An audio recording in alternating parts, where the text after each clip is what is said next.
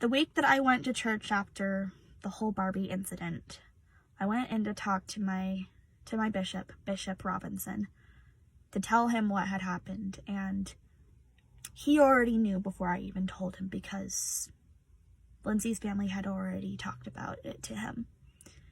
He was very disappointed in me, and he expressed that very plainly. I don't exactly remember what he said during most of that time, but I remember one thing that he told me.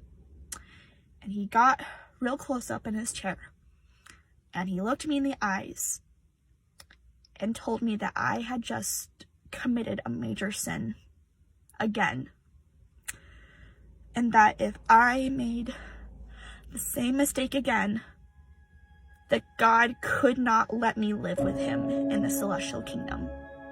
I never told my parents about this.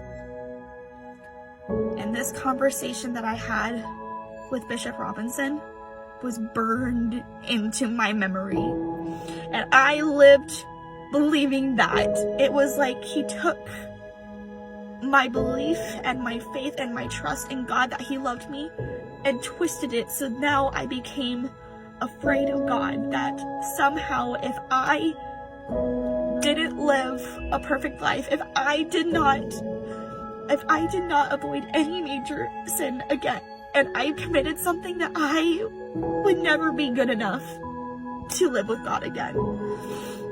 I tried everything I could to prove to him, to God, to everybody in that ward that I had gotten better. I earned my Faith in God award.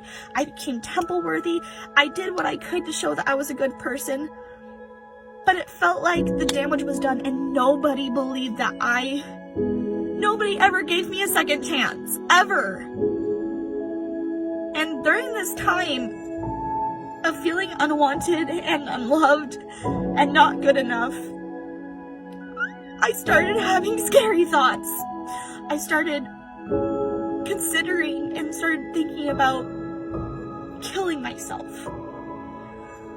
because I felt that if I was stuck this way, that I had made a terrible mistake and everybody was treating me like there was no such thing as repentance, that what was the point in living?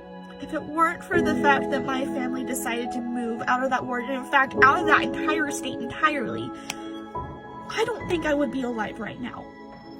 The best decision my parents could have ever made was to move to Montana, because it saved my life.